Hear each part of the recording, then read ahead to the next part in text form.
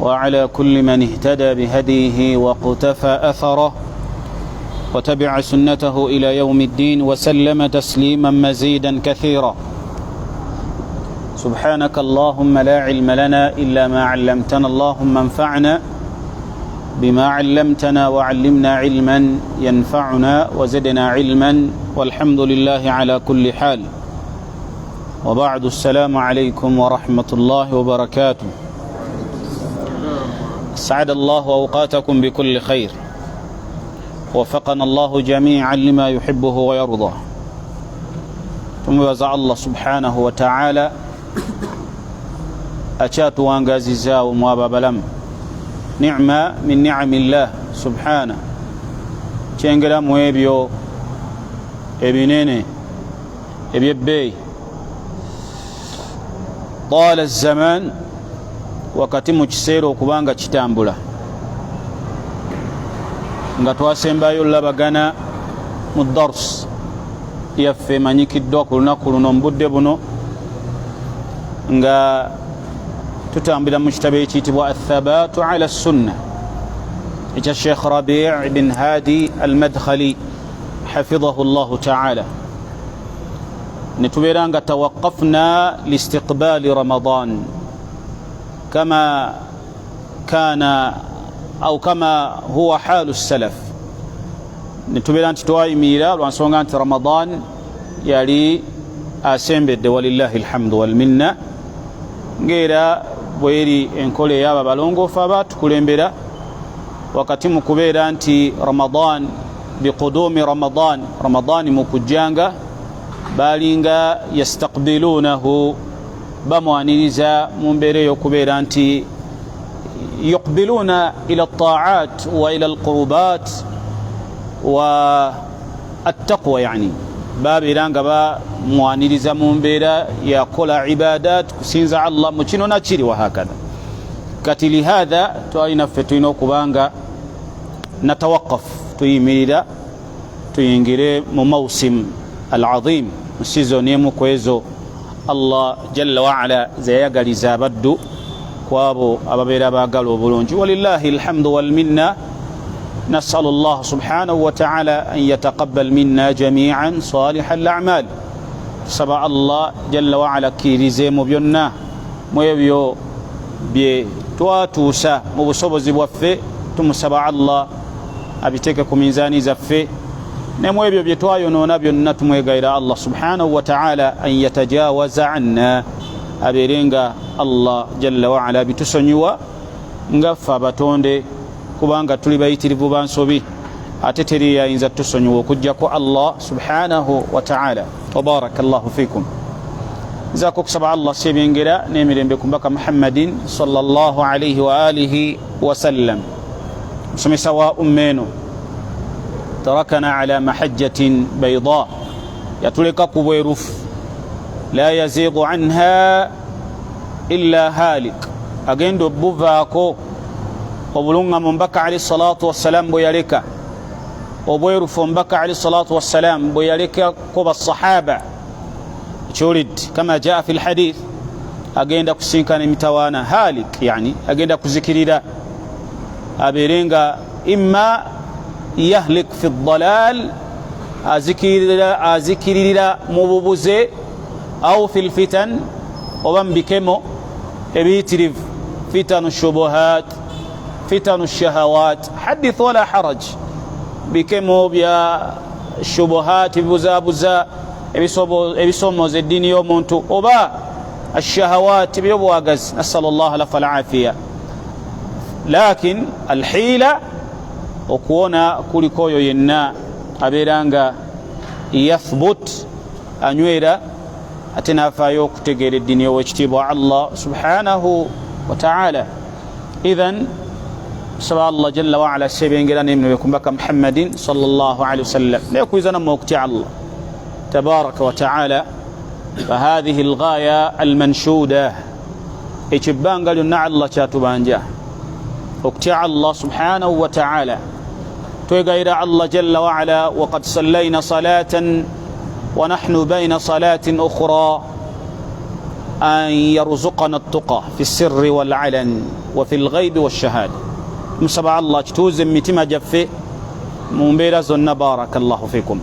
فهذا الدرس يعني درس اليوم درس يولواليرو بإذنه تبارك وتعالى ngabo tugamye nti ekitabo kyatambulirako kitibwa athabata ala sunna, lakin sanastanif bilkitabu wa bilmawdu' mawdu' yaffe gye tutambula nayo tujja kubanga tugitandika wikyejja. Amma alyawm wadidtu an naquma bisilsila an aquma bisilsila taban waliwo silsila jinnaggulawo eya min babi rudud, yani min babi rudud mumbeera yakwanukula muzimu ku shubuhat ez'abantu oba ezimu ku ezo ezireetebwa akamu ku bubinja obw'abaganda baffe abeeyita obusiraamu obwa wakati. balina shubuhati ziwerako, naye biidhnihi tabaraka wa taala tujja genda tumemengula emu ku emu.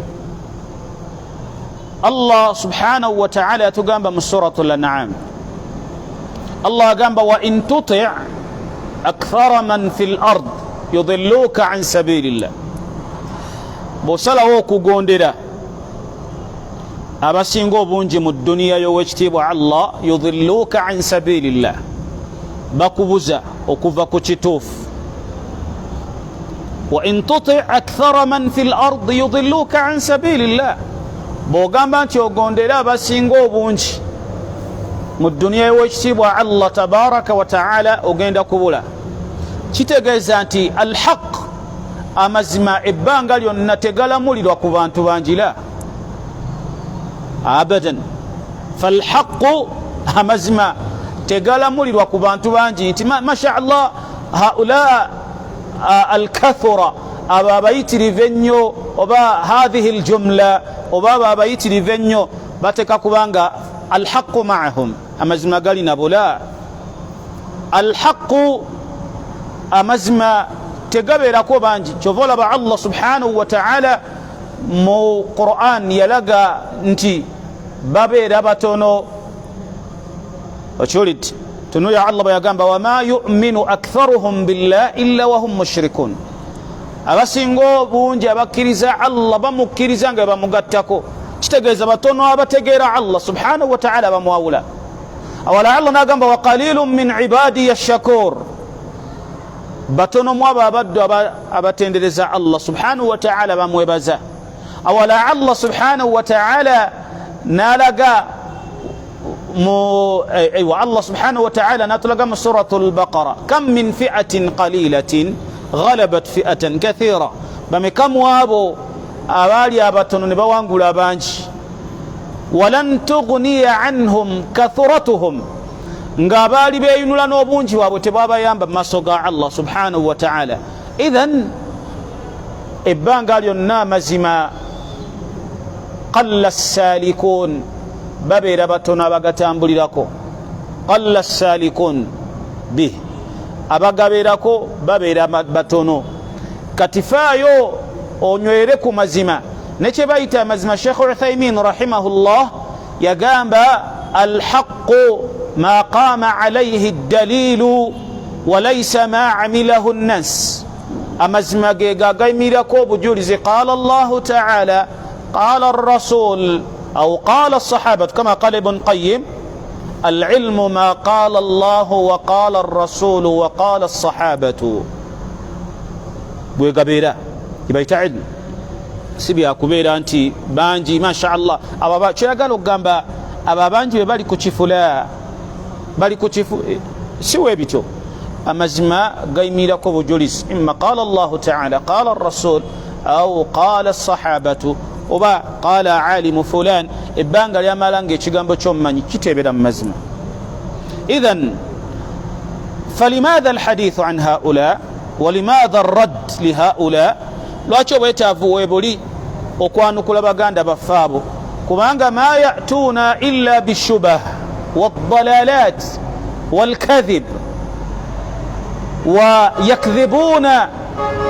ويكذبون على هذه الدعوة المباركة، يعني الدعوة السلفية. obwetaavu lwaki webuli okubaanukula lwansonga nti yakdhibuuna ala hadhihi da'wa, yani da'wa salafiya, balimbira da'wa ya salafiya, da'wa ey'omubaka sallallahu alaihi wasallam nga yuwabbihun, yani bateeka ekifaananyi ku kiyitibwa da'wa salafiya ne ku basalafu assalafiyun oba ba ahlu sunnati waljamaa. era fi maqulatihim ashani'a, mu bigambo byabwe byogera ebivundu abo baganda baffe ab'obusiraamu obwa wakati, bagamba nti assalafiya oba assalafiyun mbu abasalafu hum attakfiriyun, bakafuwaza hum annajidiyun be bannajidiyun, oba hum alwahabiyun be bantu ba wahabi, wahakadha n'amannya mala ge bagenda babakasuukirira.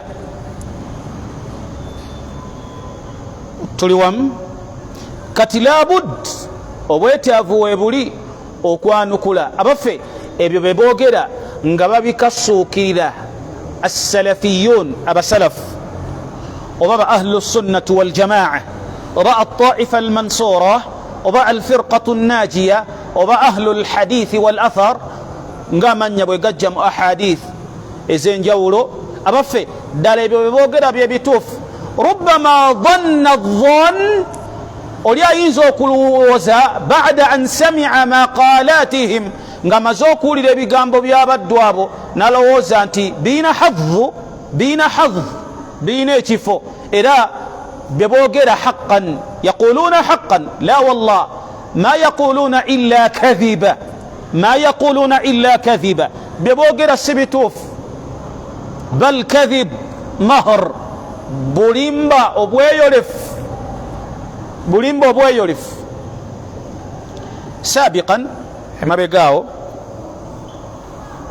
mu bigambo byebayogedde byenjagala ntandikireko, bagamba nti assalafiya obusalafu butandikira ku sheikh Muhammad bin Abdul Wahhab. sheikh Muhammad bin Abdul Wahhab at-Tamimi rahimahullahu ta'ala, ngera bagamba nti yakwatagana n'abazungu mu kusaasaanya enkola yaabwe eyo etali mu ddiini, etali mu busiraamu. aqul, katandikire ku kigambo kino. ekibuuzo kigamba nga twanukula ab'obusiraamu obwa wakati, man huwa sheikhu Muhammadu ibn Abdul Wahhab? oyo gwe bagamba nti obusalafu butandikira ku ye. mu duruusi eziyise mabega ekyo twakyanukudde walillahi alhamdu walminna, nga tulaga nti obusalafu tebutandikira ku ye walillahi alhamdu walminna. falladhi yutabi' emisoma asobola ogisanga ku mawqi' alhamdulillah. kati ku mulundi guno kyetwagala okubaanukulamu bayinza okuba nga jahula an man huwa asheikh Muhammad bin Abdul Wahhab, bayinza okuba nga bambi tebamanyi sheikh Muhammad bin Abdul Wahhab yani. katutwala obuvunanyizibwa mu bufunza okubanyonyola ku sheikh Muhammad bin Abdul Wahhab. rubbama bayinza okuba nga bamumistekeninga n'omusajja alina amannya agamufaanagana, kubanga waliwo ashair, waliwo omusajja yali awangalira mu Saudiya nga muyimbi mutontomi, nga naye alina amannya ayitibwa Muhammad bin Abdul Wahhab, naye si mutamimi. era laysa lahu alaqatun bisheikh, talinawo kakwate konna ne ku sheikh Muhammad, bal kana shair, yali mutontomi nga amannya ge yali ayitibwa Muhammad bin Abdul Wahhab al-Qayhani as-Sabi'i.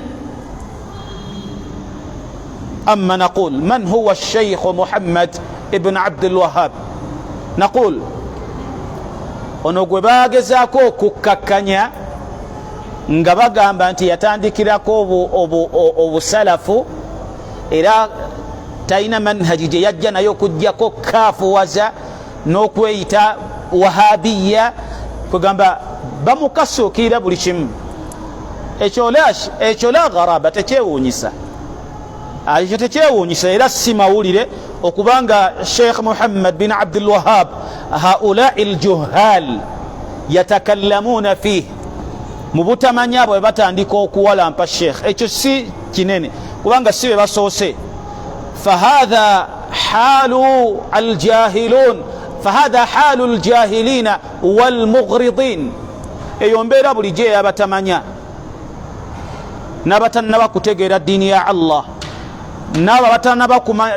naba batamanyi qadiru yaba ulama era nga fahadha halu ahli lbidai wal ahwa eyo yembeera y'abannabidi ebbanga lyonna wala gharaba teyewuunyisa kubanga baulama bagamba nti nno fa ahlu lbida wal ahwa bannabida hum kalaqarib balinga njaba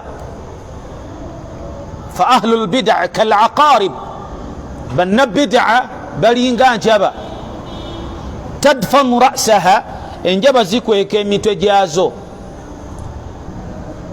n'ebikira byazo ebirina obusagwa idha tamakkanat lagadat bwefuna wesobola okutemera nekuteekamu obusagwa kyekola lwaki bannabida ekifaananyi kye babakubako ekyo kubanga fihim nifaq balina obunanfuusi hakadha qala Sheikh Salih ibn Fawzan fihim nifaq balimu enkola y'obunanfuusi bannabida kaifa dhalik yudhhiruna linnasi alkhair bajja mu bantu ne bagala balowoozesa abantu nti hum ahlu lkhair obulungi buli nabo era be boogera bye bisinga obulungi wayubtinuuna shar ne bakweka obuvundu bwabwe kyova olaba faidha tamakkanu ladagu bwe bafuna basobola okubeera nti basobola okusaasaanya obubuze bwabwe bakikola nga bano baganda baffe bakola ala tawasul alijtimai ku mitimbagano ne ku Facebook gye bali basangayo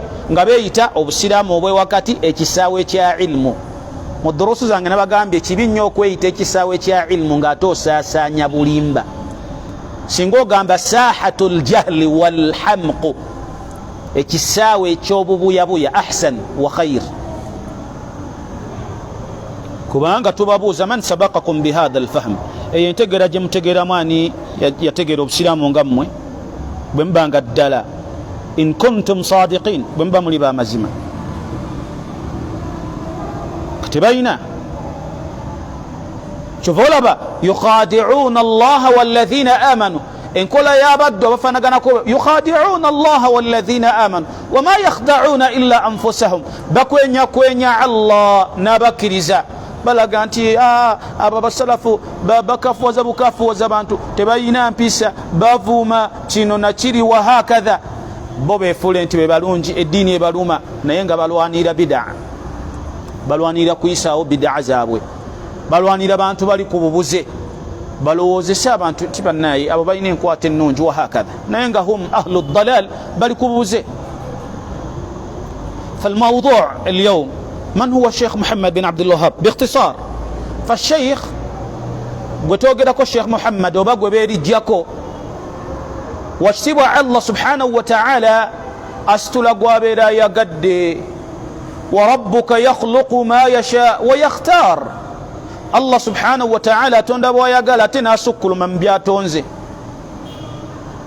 تقول محديث يا أبي هريرة والحديث في سنن أبي داود ومبكى عليه الصلاة والسلام يقول إن الله عز وجل يبعث لهذه الأمة على رأس كل 100 سنة من يجدد دينها الله سبحانه وتعالى مؤمة يوم بكى أجايو بلوفانيوما الواتياسا إمياكا تشكومي الله عز وجل نجايو أجندو كزا أو بالسلام أو بجة ولا خلاف أن بقايا في هذه الفترة ومني ببوغيراكو nga Allah yabasirizaako naddala mu kiseera kino oba mu kyasa kino mwabo Allah bwe yayisirizaako eddiini ya Allah okudda obujja si mulala Sheikh Muhammad bin Abdul Wahhab rahimahullah ta'ala والدفاع نقول والدفاع عن الشيخ محمد ابن عبد الوهاب التميمي النجد رحمه الله تعالى ليس الدفاع عن شخصيته okubanga twogera ku sheekhi n'okumutaasa kwabo bonna abamuwalampa ababuze bannabida si kutaasa sheekhi nga ye bal hadha الدفاع نصرة لدين الله tukikola kutaasa ddiini ya Allah tetutaasa sheekhi nga ye, kubanga sheekhi nga ye bajja kwogera byonna bye baagala okwogera ababuze ku ye. Eyo sunnatun maadiya, nkola ya Allah mwabo be yatonda n'asukkulumya. Maatha qaalu fi rasul sallallahu alaihi wasallam, abakaafu b'omu Makka kiki baayogera ku mbaka alayhi salatu wassalam? Qaalu sahirun kadhaab majnunun wasdujir. Omubaka biki bye batamwogerera? Qaalu sahirun, bamuyita omulogo, kadhaabun mulimba, ne bamuyita majnunun mulalu, wasdujir muwuttufu sallallahu alaihi wasallam. Iyadan billah, bwabeera ng'omubaka wa Allah babimukasuukirira. Walaqad kudhibat rusulun min qablik فصبروا على ما كذبوا وأوذوا حتى أتاهم نصرنا ولا مبدل لكلمات الله ولقد جاءك من نبأ المرسلين. kati sunnatun maadiya, okubanga abali ku bubuze abali ku bulimba banojjola n'okuwalampa n'okuvoola n'okuttatana bonna ba ahlul haqq. Eyo nkola yaabwe qadiman haditha, eddizibwa buddizibwa bujja. Kati tebiyinza kuddawo tugambe bayinza batya okubanga boogera ku Sheikh Muhammad bin Abdul Wahhab. Wallahi la nastaghrab, hadha huwa haluhum. Eyo embeera yaabwe ababuze ba ahlul bid'a wal ahwa, tebasobola kubanga yasurruuna biwujudi salaf au bi ahli sunnati wal jamaa, tebasobola kusanyukanga abasalafu we bali mu duniya. Yatamannawun, begomba kimu singa bonna bafa. Kubanga limadha yaqumuna bilhaq, bagenda kuyimira ku mazima, wa yaqumuna birraddi alayhim, bayimire mu kubaradda, mu kubaanukula ku buzibu baleeta mu ddiini ya Allah. Kubanga eyo nkola Allah yagiragira erina kubeerawo. Wa idh akhadha Allahu mithaqa alladhina utul kitaba latubayyinunnahu linnas, latubayyinunnahu linnasi wala taktumuna, muyina kubinnyonnyola abantu nga Allah bwe yabinnyonnyola obanga omubaka alayhi salatu wassalam bwe yabinnyonnyola. Tewali kubikweka, bimaana la sukut, tewali kusirikira bulimba. Assukutu ala albatil, istawhama ahlu albatil annahum ala alhaq. Buli webatanukula abantu bali ku bulimba balowooza naam kati tufunye we twetaayiza, fe tuli ku kituufu. La, tebajja kusaatuukira mu ddiini ya Allah tushirike abadan. Naqulu wala nakhafu fi llahi lawmata laa'im. Kati eyo enkola yaabwe weeri. ماذا قالوا في إمام أحمد؟ بشبه ما يقول إمام أحمد. وماذا قالوا في ابن تيمية رحمه الله تعالى؟ حتى ماذا قالوا في الصحابة؟ ماذا قالوا في الصحابة؟ بمكان أبابوزي بيبوغلكم الصحابة. ماذا يقولون الشيعة في عمر وأبو بكر وعائشة وحفصة وغيرهم من الصحابة الكرام؟ بمكان بيبوغلكم الصحابة بنيني nibatuuka okubanga babeerijjako basahaba.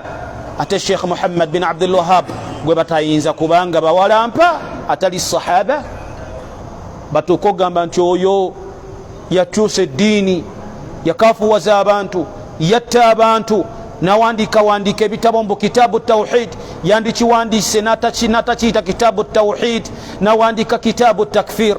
Notunuulira owe Uganda misikini olw'okuba yasomera mu Azhar eyerijja ku Sheikh, n'omugamba olinayo risaala ey'empapula ebbiri gwe oyogere naawe tatakayya oyogere ku Sheikh. Kati addifaa ani Sheikh Muhammad bin Abdul Wahhab, okwogera ku Sheikh Muhammad bin Abdul Wahhab sikwogera ku ye, sikutaasa ye. Okutaasa okubanga turadda twanukula bano si kubanga tutaasa Sheikh nga ye, wabula kutaasa ddiini ya Allah kubafaanagana we bati abaagala okulowoozesa abantu nti nabo balinawo akafo mu ddiini ya Allah. Tebalina, wallahi ebbanga libamalanga bali kubuuze, tebalina la karamata lahum, tebaweebwa na kitiibwa. Wa hadha min haali salaf, la karama,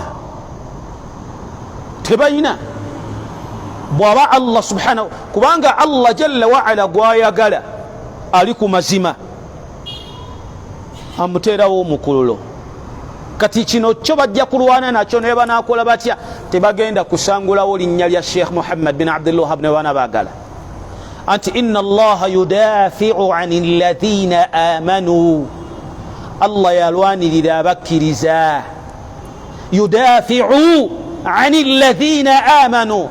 Allah subhanahu wa ta'ala yalwanirira abakkiriza yabataasa bw'abeera nga bo ababuze mu bubuze bwabwe hadahumullah Allah balungamye balabanga sheekhi talina kyali amma inda salafiyin wa ahli sunnati wal jamaa bal inda Allah subhanahu wa ta'ala aziz mu bifuba byabo abalinamu okutya Allah abali ku mazima nga gabaluma abeera wakitiibwa n'eri Allah subhanahu wa ta'ala nga kyekisinga oba bannabbidaa abo balabanga muntu wa wansi ne bamukasukira byonna si mawulire tubagamba nti mutu bighaidhikum mufe n'ekiziiro kyammwe n'obusungu bwammwe ku sheekhi kubanga si mmwe abasoso kuba mu mbeera eyo naye ye sheekhi asigala nga alina valu mu bifuba byabo abaddu Allah beyawo okumutegeera n'abo abaagala amazima n'abo abali ku nkola y'omubaka Muhammadin alayhi salatu wassalam naqul من هو الشيخ محمد بن عبد الوهاب شيخ محمد بن عبد الوهاب يعني هو الشيخ وهو محمد أمن يقي محمد ابن عبد الوهاب متبنوا عبد الوهاب ابن علي متبنوا علي ابن سليمان متبنوا السليمان التميمي النجدي رحمه الله تعالى شيخي أمن يقي هو شيخ الإسلام المجدد بباتي وميتا الشيخ مبتابو بجوجو سانغا يبا علماء بفي أبجولو فانيو مالوي هو شيخ الإسلام يا الشيخ وبسلام المجدد يزو بجة أمن يقي محمد ابن عبد الوهاب ابن علي ابن سليمان التميمي النجدي أبا متكيت أبا التميمي النجدي وكوفا مقوانجي دي السعودية ولد في نجد أزالي ومجتون دوشي النجد ينسوغاتوا قابا النجدي nga mukatundu akali kayitibwa Uyayna mukatundu akayitibwa Uyayna akonna katundu kavamba ulama banji abatagambika wasibukayo ne Sheikh Abdurrahman ibn Nasir as-Sa'idi rahimahullah ta'ala iwasibuka ba Sheikh Uthaymin rahimahullah ta'ala bamanya banene mu umma yafi ulid mukatundu akayitibwa Uyayna Sheikh yasibuka ولد الشيخ رحمه الله تعالى شيخي أزالي وممواك لكمي موشي كومي مكمي نيتانو بعد هجرة النبي صلى الله عليه وسلم ممواك لكمي موشي كومي كومي نيتانو بعد هجرة النبي صلى الله عليه وسلم bwogugeregeranya mu gino egy'ekizungu gubeera 1790 bwobala ku by'ekizungu olwalewo wala 12 mumeka kati 1790 lala naam 1790 si mwazaliwa sheikh ogwo gwe mwaka sheikh bwe yafiiramu mu by'ekizungu maadharatan munsonyiwe mbadde akhtat mugwazalibwamu mugombaka alayhi salatu wassalam 1015 naam shekhi yafa mu mwaka 1206 baada hijra kitegeza yawanga emyaka emeka rahimahullah ta'ala azaliddwa rahimahullah ta'ala 1015 nafa mwaka 1206 yali myaka 9 sheikh Allah je yamuwa bwe bwangaza Allah bwe yamuwa myaka 9 jikunukiriza mu 9 rahimahullah ta'ala ochulid mu mwaka gwe yafiramu gw'ekizungu gwego gwe mbagambye 1790 mu aha kakati lahidh nga tutunayongerayo ku shekhi kutunulira kwongera kutagulamu ku shekhi katusoke tutagule shobo heno bogenda mu Google notekamu Muhammad bin Abdul Wahhab bakuleetera oyo omusajja omutontomi ng'ataddeko omuge alina bayimiridde nabo we batyo ngeno wali abasajja abazungu balinga ba bodyguard wa hakada. Oyo gwe mulaba si oyo y'omutontomi ashair, oyo y'omutontomi ashair ayitibwa Muhammad bin Abdul Wahhab al-Qayhani as-Sabi'i. Kubanga Sheikh afa mwaka 1791 ekifaananyi ekyasooka fuluma mu nsi mu duniya y'owekitiibwa Allah kyafuluma mu mwaka 1826.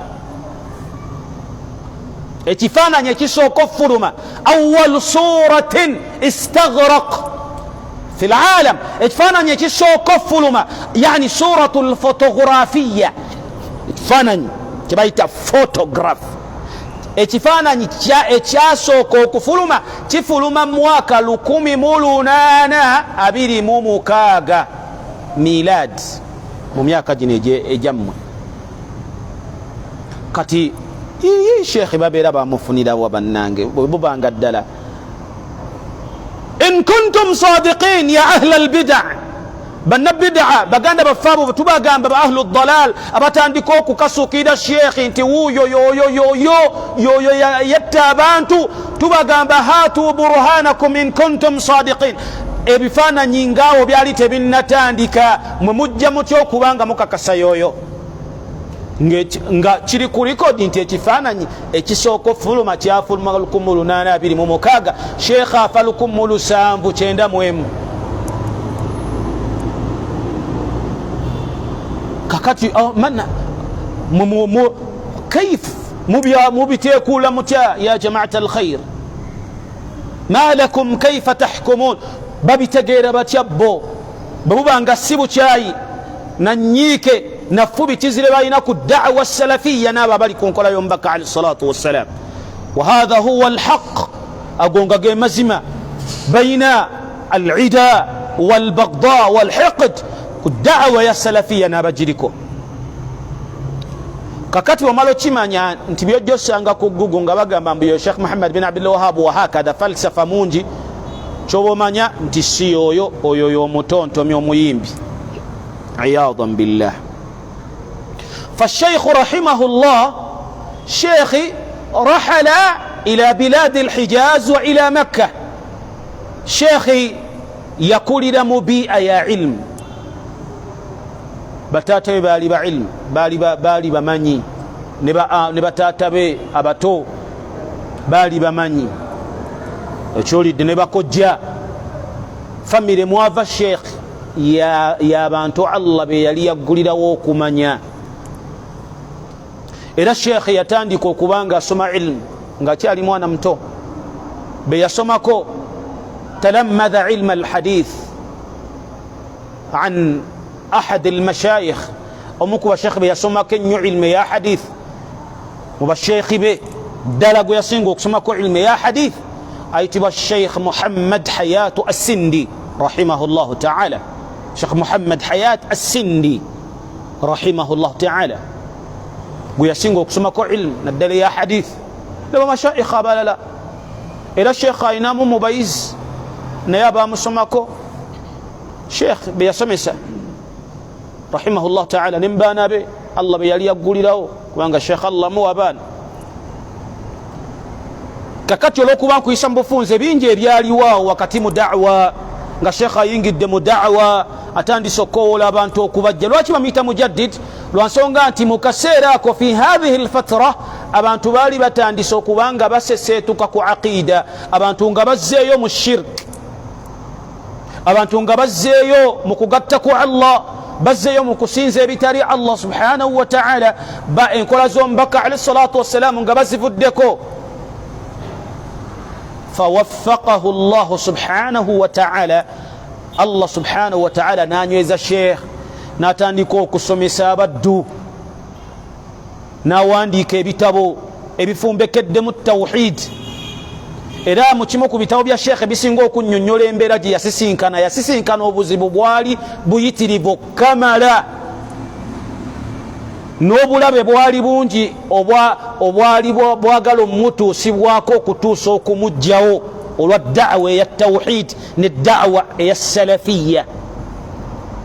Era sheekh n'atuuka okubanga afuluma mu Makka n'agendako ewalala, oba n'afuluma mu Uyayna n'ayolekera n'afuluma mu kitundu mwe yawangaliranga n'agendako ewalala ng'embeera etabuse lwa da'wa, lwansonga nti qaama bima qaama, yayimirira ku ekyo kyennyini mu da'wa ababaka b'owekitiibwa Allah subhanahu wa ta'ala kye yayimirirako. Nga buli woyimirira ku da'wa entuufu labud abantu balina kulwanyisa, buli woyimirira ku da'wa ya tawhid abantu balina kulwanyisa, buli woyimirira ku nkola z'omubaka alayhi salatu wassalam abantu obanyonyola okuva min albid'i waddalal, bave mu bubuze, bave mu kuzuula mu ddiini ya Allah tabaraka wa ta'ala. la budda bilmuharaba wa bilmubaraza, balina kulwanyisa. Singa byali byakaweweevu omubaka alayhi salatu wassalam tebandi mulwanyisizza. wa idh yamkuru bika alladhina kafaru liyuthbituk au yaqtuluk au yukhrijuk wa yamkuruna wa yamkuru Allah wallahu khairul makirin. byonna babikolera omubaka, tumukolere enkwe, tumusalire entutto, tumugjawo wano, tumuliisa akakanja, at least bwe tubanga tetusobodde kumugjawo tumuteekeko embeera anoonye wala wawangalya, naye wantu twagala mulabawo. Kakati webanga abaka ba Allah babiyitamu, buli wobeera mu buufu oba bwennyini n'ogamba nti nange njagala kutuusa da'wa ey'omubaka sallallahu alaihi wasallam, njagala abantu bategeere eddiini, bategeere tawhid, wallahi ebyo olina obisinkana. Kati sheekhi yabisisinkana naye olw'okuba kaana ala ilmin, yali akiinako okumanya. Bagamba ekijja omanyi kikola kitya?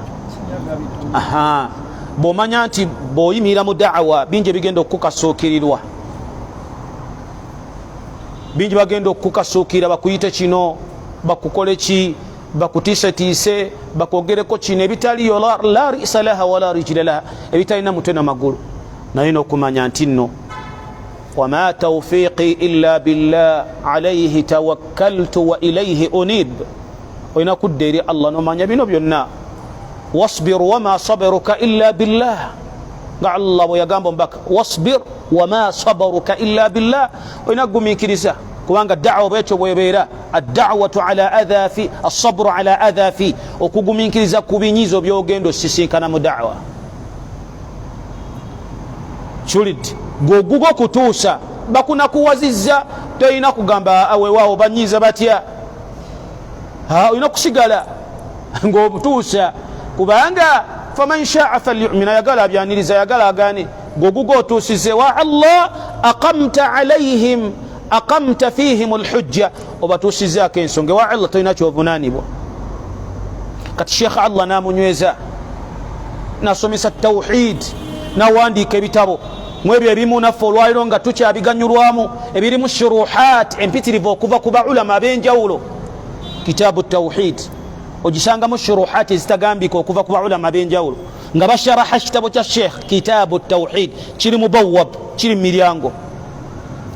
Kati bano noba bw'owulira bano abaganda bafe ab'obusiraamu bwakati nga bagamba mbu tebandikiise kitaabu tawhid, bandikiise kitaabu takfir, n'obuuza gwe ayogera ekigambo ekyo wenkana ne Ibn Baz, gwe wenkana ne ba Sheikh Abdurrahman ibn Nasir as-Sa'idi, wenkana nabo, wenkana ne ba Fawzan, wenkana ne ba Alban, gwe owe Uganda nawe otuka okubanga ndaba nga tayite eyo yali tewooma, teyandikiise. Gwe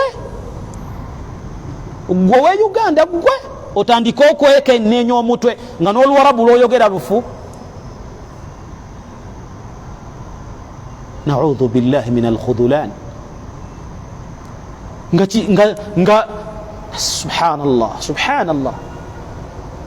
Baulama nga teriyo baulama bajja mu kusomesa abantu tawhid nga tebajuliza ku kitabo kya kitaabu tawhid.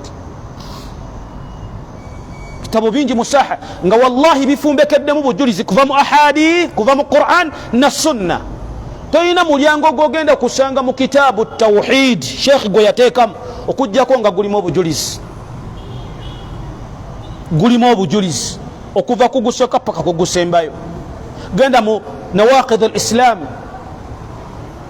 nga sheekh asooka nakusabira baddu olw'obulumi. I'lam rahimakallah, manya owooluganda Allah kusaasire abikuwe bino obitegeere anna nawaqid al-islami 10 nawaqid. Natandika okuleetera ekisooka al-ishraaku billah waddalilu qawluhu ta'ala, nakuwa obujulizi. Kati newodda ku bana abawoggana nga talinayo n'ekitabo eky'empapula 2 nga kiriko obujulizi. Naddeeyo olw'okuba Allah yamuwadde akasimu ke alina gy'asobola okukanyuga n'awoggana. Owoggana ku sheekhe gwe miskiini. Qawaidul arba' ogende mu qawaidul arba' bujulizi mwebuli. Sheekhe ng'akuleetera ebikola ebina byonna bitabo. Bw'otunuulira silsila ya sheekhe aqida tawhid genda mu usulu 3, ogende mu kashfu shubuhat, ogende mu usulu 6, ogende mu nawaqidul islam, ogende mu kitabu tawhid, ogende mu sharh surat al-fatiha, ogende duraru saniya. Subhanallah. Wallahi Allah kiriza juhud. Marja bitaba sheekhi babiganyulwamu, babigasizaamu abantu. Hatta tullabul ilm ne bakubiza ne batullabul ilm okufaayo okunywa ebitabo bya Sheikh Muhammad. Okwate usulu 3, okwate qawaidul arba', okwate usulu 6, okwate nawaqidul islam. Nga balaga nti Allah bwakuwa n'otegeera ebitabo bya Sheikh oba oyongedde okunyweza enzikiriza. Ng'ovaayo gwe ng'otandika okwerijja ku Sheikh ng'obeera teweepimidde. Kati gwe oyagala oveeyo owe Uganda olw'okuba watuula mu jamii emyaka 4 mu Azhar, okomyewo Uganda oyagala okangaza olw'okuba olina essimu yo n'oteekawo obusiraamu obwa wakati, tugamba tewali obusalafu. Oddeeyo mu kasimu ko ffe tusirike tugambe emito tugikotose mugende mu maaso munnanga ate temwatoola emyaka 4 mu Azhar. Abadan, si mu ddiini ya Allah nti ojja kwoyoya byoyoya obyoyoze mu ddiini ya Allah tugambe genda mu maaso ng'oyoya. La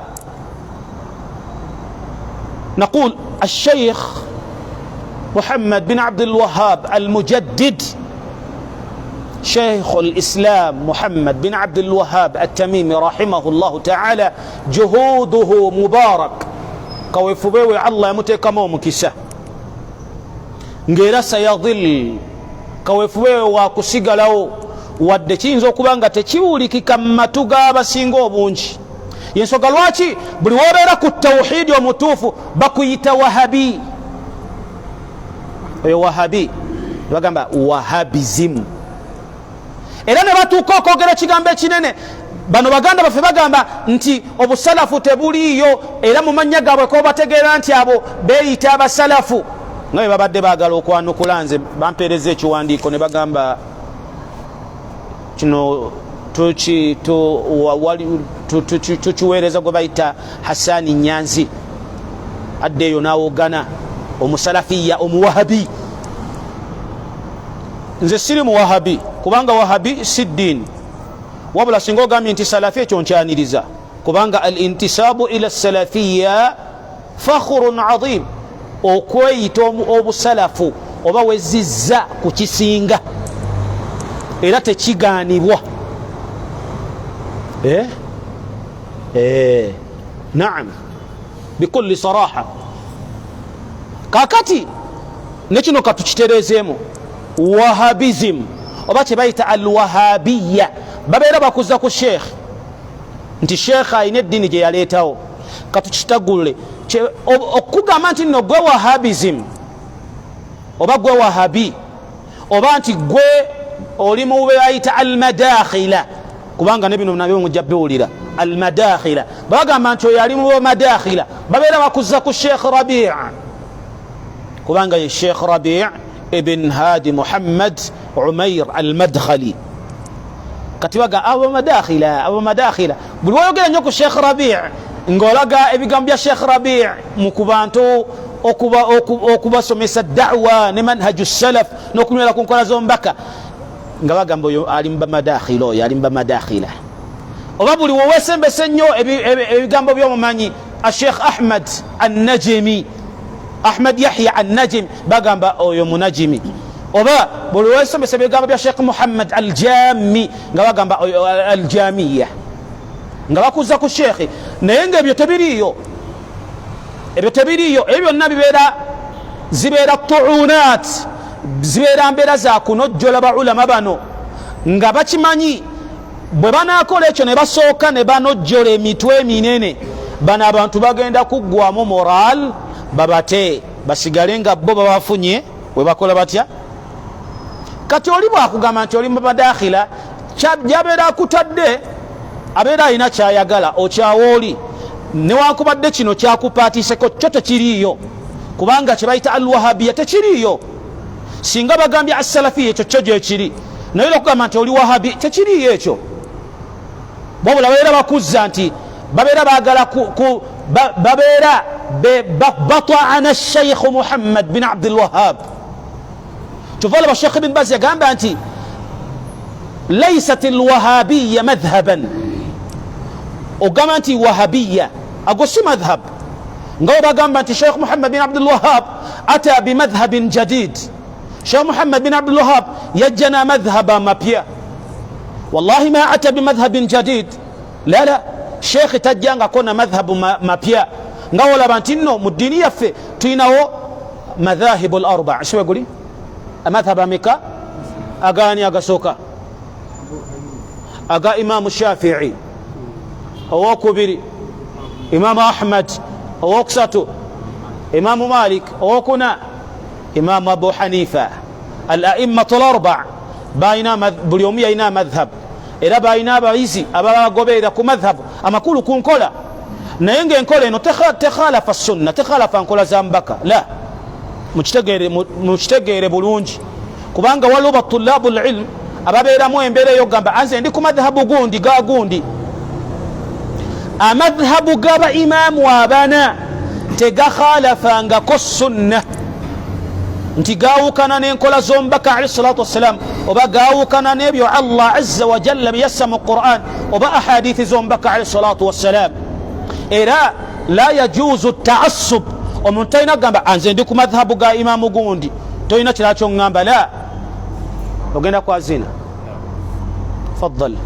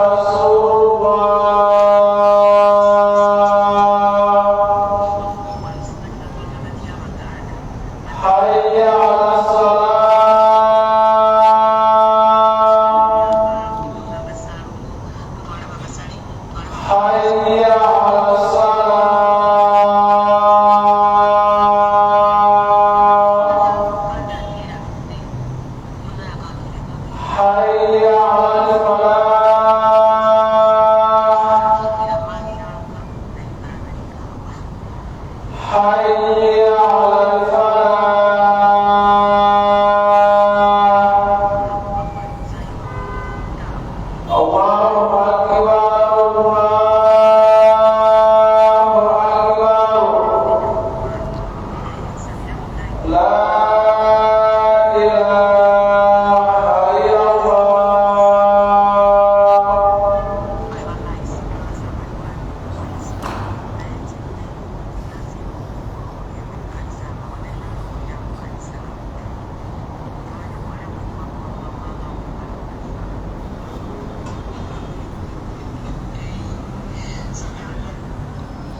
نعم بارك الله فيكم جزاكم الله خير. نقول فأهل البدع والأهواء وأهل الزيغ abantu abali ku mbeera ey'obubuze ey'okuzuula mu ddiini ya Allah idha araadu babeera nga baagadde okwogera n'okulumbagana omumanyi yenna babeera nga yarumuuna alayhi al-iftiraat wal-kadhib bamukanyugira obulimba wayaqa'uuna fi irdihi ne batandika okubeera nti bamufootoola basobole okubanga bano ababadde bamuwa attention oba abamutabaa tebaddayo kumuteekako birowoozo. Ensonga lwaki bannannyini bubuze kye batandika nakyo okwagala okutamisa abantu da'wa entuufu, da'watu tawhid, da'watu lhaq, kwe kubeera nti bagamba nti anna sheikh Muhammad bin Abdul Wahhab ata bilmadhhab aljadid, yajja n'enkola empya, yajja n'amadhhab amapya amakulu. ne wabeerawo amadhhab ag'okumeka amadhhabu ge g'okutaano kwagaana agaba immatul arbaa, imamu Shafi'i, imamu Ahmad, imamu Malik wa imamu Abu Hanifa. Chulit nga ojja osanga mu bitabo ebya fiqh nga osanga mu madhhabu alhanabila, madhhabu almalikiya, madhhabu shafi'iya, madhhabu alhanafiya wa hakadha. Yani kati madhhabu gano aqul mbadde mbagamba biikhtisar wa bikhulasa nti madhhabu agaba imma abana imamu Malik, imamu Shafi'i, imamu Ahmad, imamu Abu Hanifa tegawukana kuebyo mbaka alayhi salatu wassalam bye yasome sala yadde Qur'an, kubanga bano ba immatul arba' ba imamu abana kanu ala manhaji salaf, batambulira ku nkola ey'abo balongoofu abaatukulembera. Ensonga lwaki ojja ssanga mu bigambo byabwe ne webaalinga balina ensonga yonna gye boogedde nga osanga nti omu ku baimamu ayinza okugamba nti idha sahha alhadithu fahuwa madhhabi, wabeerawo ensonga yonna mwezi ez'omubaka ezze hadithi y'omubaka makulu bwejja fahuwa madhhabi, nange ntambulira ku ekyo eky'omubaka makulu, ekyange mukireke mugende n'ekigambo kyani. Imam Malik rahimahullah nagamba nti ma min ahadin, teriyo n'omu illa qawluhu yu'khadh aw yutrak illa sahib hadha alqabr, teriyo n'omu okujjako ng'ekigambo kye kisobola otwalibwa oba okulekebwa. okujjakani okujjako mbaka Muhammad alayhi salatu wasalam yasonga ku ntaana ya mbaka alayhi salam, ekikulaga nti ebigambo byabwe tebyayinaqima ebbanga libimala nga bikhalafa nusus, bikhalafa ekyo mbaka sallam kyeyayogera amakulu. era abayizi ababasomako ddala nga abayizi abatuufu abagoberera madhahib oba abali ku nkola ezaabo ba immatul arba babagoberera ku ngoberera entuufu eyo yennyini ey'abo abalongoofu abaatukulembera basahaba ne batabi'in n'abalala, kubanga qaamu bima qaama alayhi salafu salih, baayimiirako ekyo kyennyini abasalafu abaatukulembera kye baayimiirako, tebakyawukanakola. Ensonga lwaki olwaleero emabega tubadde mu Ramadan nga abantu osanga bakayana n'omugamba akhil karim basahaba mbaka bennyini boogera bagamba kunna nukhriju zakata alfitr sa'an min ta'amin, zakatu alfitr twajiwangayo sa'an min ta'amin mu mmere. nagala olina mugamba ombaka kyekyo kyeyagamba kyekikolo eyo ibada tawqifiya khalas, ombaka ekyo kyeyagamba basahaba era kyebogerako. wallahi teriyo sahaba yawamu sente, taliyo, wallahi taliyo haqqan, kubanga ekyo mbaka yakibasomesa. nawe bagamba nedda imamu Abu Hanifa mumuwakanya si musalafu, naam hu salafi rahimahullah ta'ala, yalaga nti osobola okuwa mu sente. naam hal nakhudh biqawl imam wa natruku an-nass wa natruku al-hadith, tutwale ekigambo kya imam tutwale kya imam tuleke ekyombaka alayhi salatu wassalam, kiriwo ekisinga qiima. ensonga lwaki imamu Ahmad rahimahullah ta'ala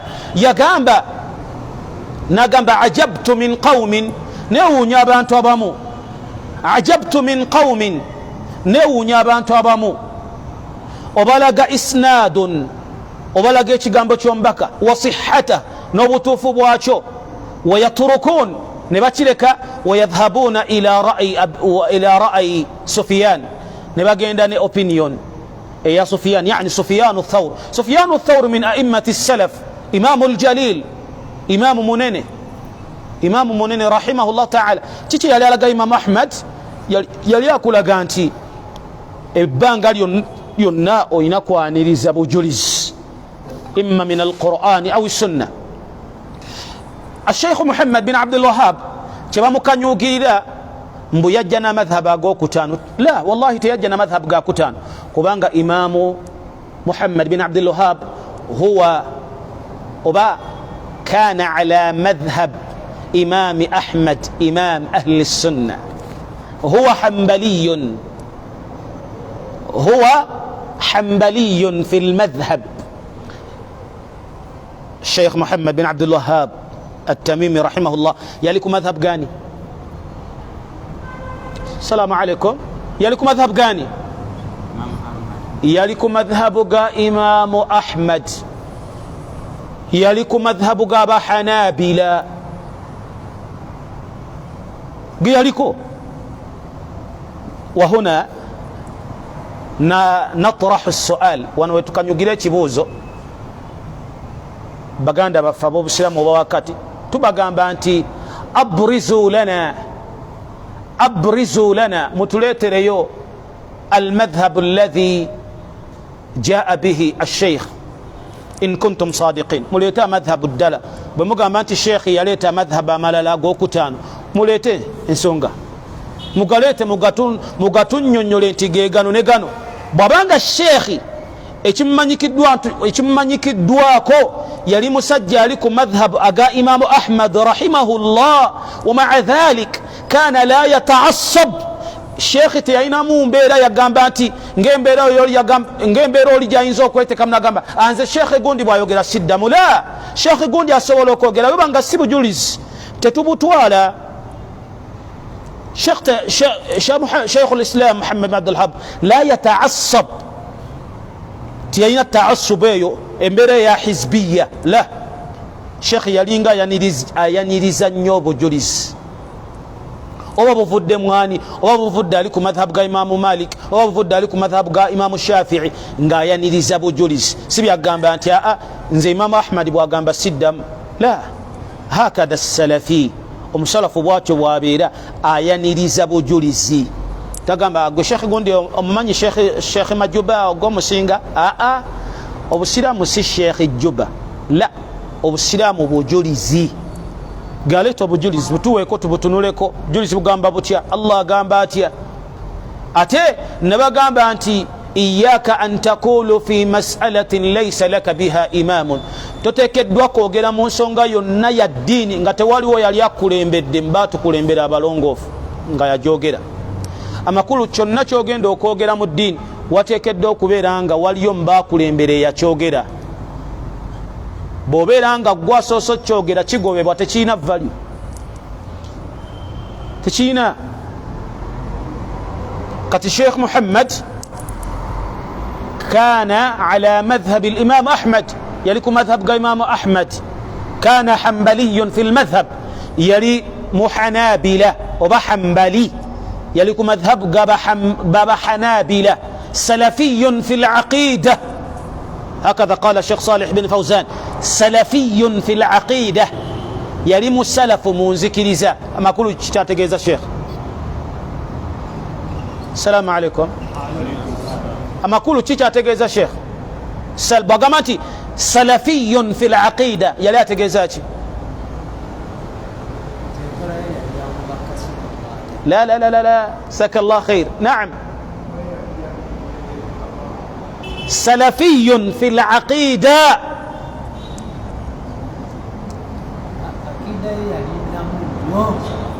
وسنبرد حياك الله حياك الله. أما كل سلفي في العقيدة، أما كل يلي كون معقيدة منذكرزة، يلي كون ذكرزة يا بلي أبا سوكا enzikiriza ye yali namu yali ku nzikiriza ey'abali kubanga bw'ogamba nti oli salafi olina kubanga aqidatan bw'ogamba nti oli musalafu olina kubanga aqidatan kyekisookerwako olina bagobeera mu nzikiriza okusooka n'otereeza enzikiriza si byagamba nange ndi musalafu bagenda okuzuula nga tova mu nyimbe tova mu dduwa z'abarwah tova mu kumawuledi wahakadha nange ndi musalafu kaifi ya akhi basahaba tebaaliwe batyo basalafu abatukulembera aqida yaabwe yali nywevu aqida y'okutegeera Allah subhanahu wa ta'ala salafiyun fil aqida teyina kutagala konna mu aqida mu nzikiriza nga yowagamba nti nekyo kyonoona aqida oba ekyo kikuleetera okubanga ovudde mu ahli sunnati wal jamaa kubanga omuntu asobola okubanga asigadde nga musiraamu naye ng'ali ku bubuze mu byawule ya jamaat al khair omuntu asobola okubanga asigadde nga musiraamu naye nga aqidatuhu fasida enzikiriza yendwadde nga olaba jamaatu tabligh abazikiri kalenga baina aqida endwadde kubanga hum ubadu alqubur basinze entaana aqida salaf tebeera bwetu yebayita aqidatu salaf tefaanana bwetu osobola okubanga munnange olimu embeera z'abasuufi ez'okubanga ogulumiza abaafa era ng'obayitiramu mu kusaba mu ntaana abalamu n'abaafa nga woolaba abasuufi bagulumiza nnyo baseeka baabwe nga woolaba waliwo mu ku baseeka abaseeka b'abasuufi abanene ayitibwa addud amanyikiddwa addud naye Sheikh Salih bin Fawzan yagamba hadha zindiqun oyo zindiq kuba omulembe guno kubanga abantu bamusinza ate naye kyakyagala ne bamunywegera ebigere okiwulidde ne bamunywegera ebigere ne bamwesanguzako ne batabaraka naye nga balaba aliko baraka nga Sheikh Sadiq Allah mukume we yayogerako abo be yali ayogerako be bamu ku abo agamba nga tonnaba kubeera na mukyalawo olina omuleete wa sheekhi kufurun kati eyo aqida ebandwadde kivule bagamba nti fulani aqida ye tagala tekitegeeza nti bamukafuwaziza nga abamu bagenda babyogera nti abokafuwaza abantu butamanya bwe boogeza ebyo kubanga si be babeera basoosa byogera ebyo weebiri mu bitabo ky'omuntu asobola okubanga naam obusiraamu abusigaza naye nga aqida ye endwadde ng'ekyo kigenda mubonereza mu maaso ga Allah okulwaza aqida okugitagaliramu kubanga Allah yagala aqida namu era basahaba gye balina obuyako nga batagala eno leero njoyezzaako kansalireko ku haramu ng'oli Uganda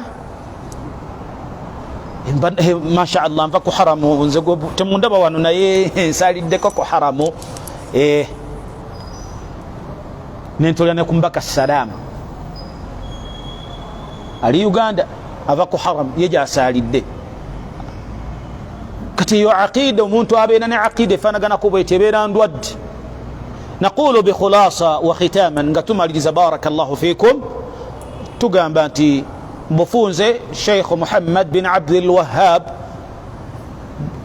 الشيخ الإسلام المجدد في هذا العصر الشيخ الله بيسير زاكو أبدو كبانغا انزكيري زابو زيتريرا oluvannyuma lw'okubeera nti zaali zitandise okwonoona mu ggwanga erya Saudiya n'okuzza abantu ku nkola z'omubaka sallallahu alaihi wasallam ng'era ekyo la shak kwabo bonna batalina bulwadde bonna mitima kimanyikiddwa okuggyako alhaqidun alhasidun abalina ensaalwa ku da'wa salafiya ne da'wa ya tawhid be bagenda bagamba nti ata bimadhhabin jadid wa huwa takfiri musajja yakafuwaza abantu musajja wa kullu hadha ebifaanaganako byonna weebityo la yusmin wala yughni min ju' tebina haddu yonna wabula tugamba nti bina kubeerawo naye sanarud tujja kwanukulamu ebyo Allah subhanahu wa ta'ala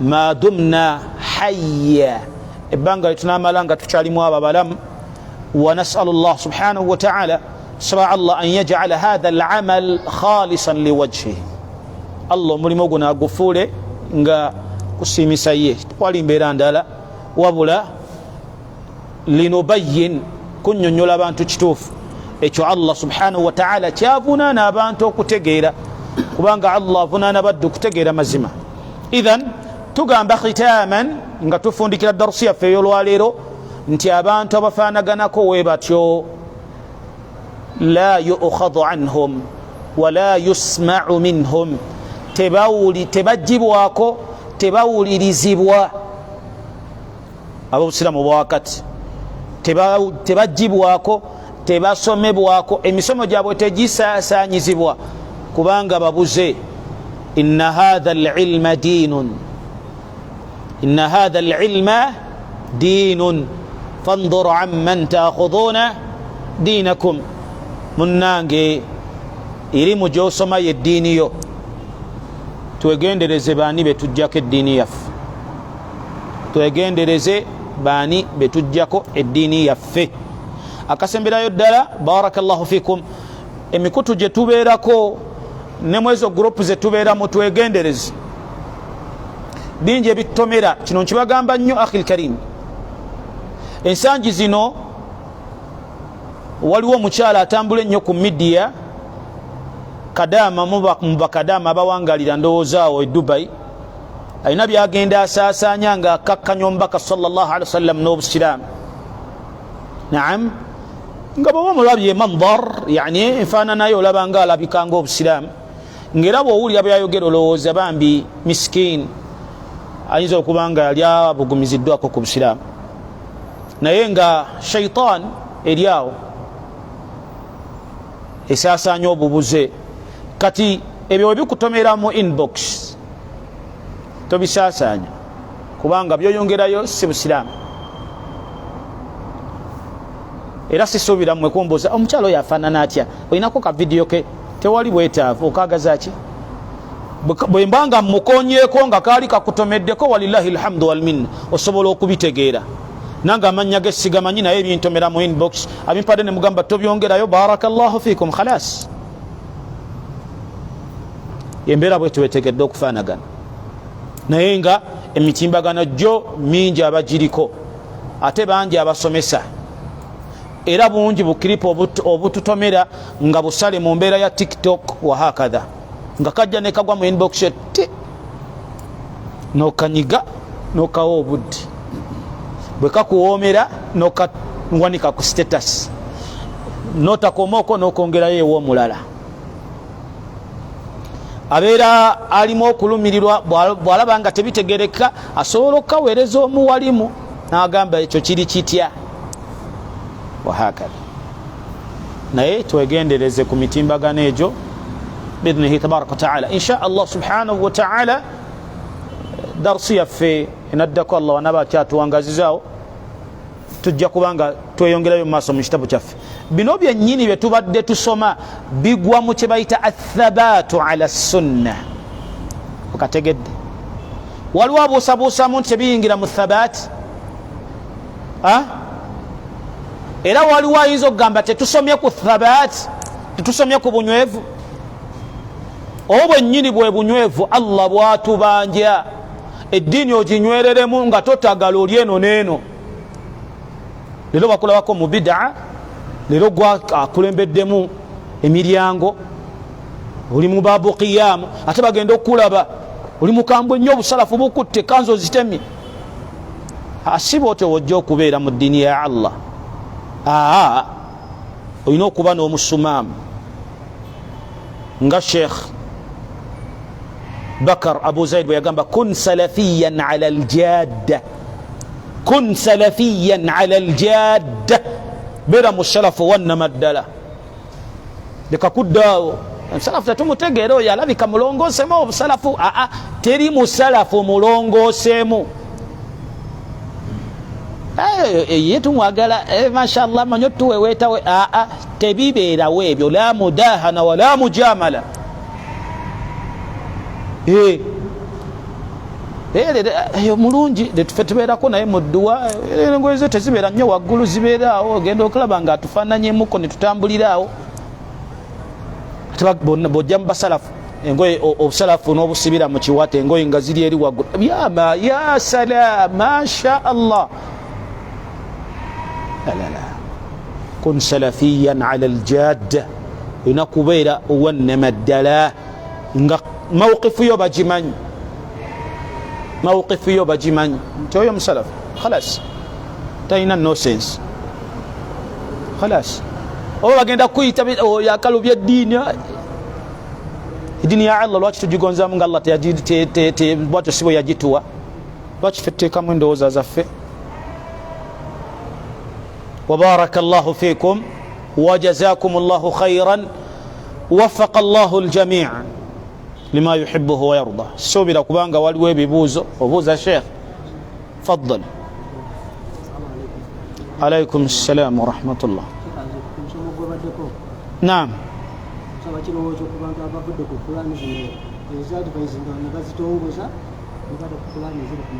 نعم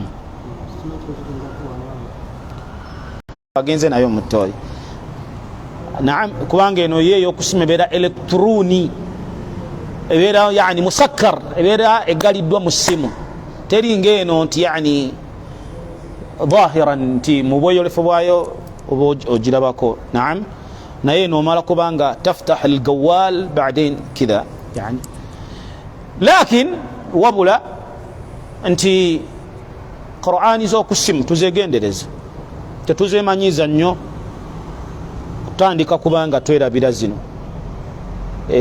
omuntu gyasobola okukwata hatta sijjukira yali sheekh ki yatuuka n'okwogera ekigambo n'alaga nti omuntu asomye qur'ani eyo n'ow'okusimu tebenkana mpeera asomye eno n'ey'okusimu tebenkana mpeera sijjukira sheekh ki naye ngenda kuddayo nkinoonyerezeeko kawula eyo nali ngitunuddeko naye sijjukira sheekh kiddala eyakyogera naye nga kigambo kyammanyi nga mu'tabar kigambo ky'omuku bamanyi nga kitwalibwa kina wajo ng'omuntu asobola okuba nga yatakasal yegayaza ku Qur'ani ezo ez'okusimu neerabira Qur'an yennyini gyandibadde akwata kyakubiri nti Qur'an eno zino ze batufulumiza zirimu nafu okusinga ez'essimu zino ez'essimu zirwaza amaaso ate ziri zijjanjaba health wise ziri zijjanjaba okusinga zino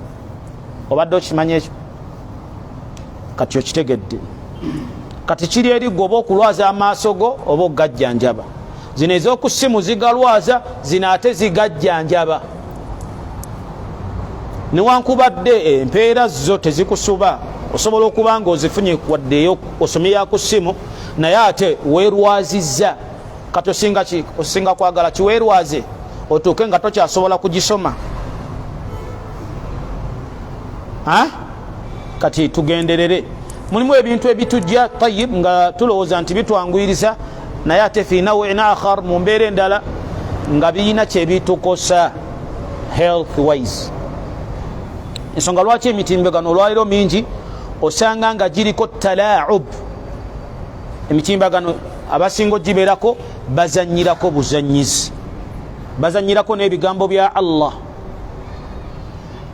hatta nabadde nsoma ku sheikh Salih ibn Uthaymin rahimahullah nga alaga abantu abamu emisango gye bafuna mu kukwata ebigambo by'owekitiibwa Allah tabaraka wa ta'ala ayati z'owekitiibwa Allah ne baziwandiika mu kuzinyoolanyola nga baziwandiikamu ebiringa ebifaananyi nga baziwandiikamu ebigambo bya Allah ayati baziwandiikamu ng'omusajja ali ku sujud omulala atudde ali ku temubirabangako ebyo eyo talaub shekh yagamba eyo talaub kuzanyisa bigambo bya Allah yoli alowooza kamufaananidde bulungi naye nga talaub tofunyeemu mpeera okuggyako emisango waman yu'azzim sha'air Allah fa innaha min taqwa alqulub omuntu yenna valuwinga wekitiibwa ebigambo bya Allah kiraga nti ali mu taqwa eyo si taqwa ensonga lwaki goyinza okulowooza nti essimu yo ebakubira nga toni ya Qur'ani nti webajja okutenda imaani bakutenda butamanya kubanga ebigambo bya Allah tebikolanga toni bambi Qur'ani yoyo masha Allah bomukubire esoma Qur'ani alhamdulillahi rabbil alamin ina ajireka kuba uli bannange muyajisira mulaba naye ate wajisira mula wajikafuwaza gambo bya Allah biteka mu toni bikolanga toni kati bwevugira mu toyi ng'ogituga olwana nayo olabe najisi wegenda okuyikira jama nenga guweretedde obuzibu Qur'ani esoma bana atoyo osike kazi obo osituka boti enajisi ne kuyikira buzibu buzze kuteeka kintu bwe kitajja teka mu ebirala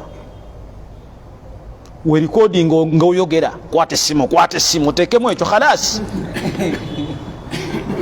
teka mu Qur'an teka mu sebata singa tete mu Qur'an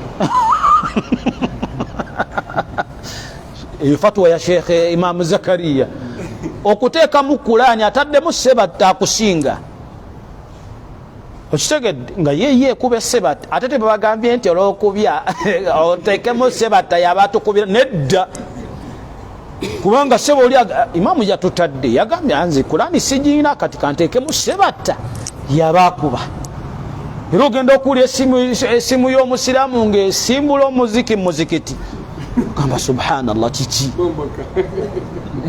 kati tunoonye toni walillahi alhamd ezisobola okubanga yani tezirimu musiqa ate si Qur'ani wa hakadha wa barakallahu fikum jazakumullahu khairan kilizetukomao saba Allah subhanahu wa ta'ala bakume era abagasse ne betojjukanyiza olwaleero subhanakallahumma bihamdika ashhadu an la ilaha illa anta astaghfiruka wa atubu ilayk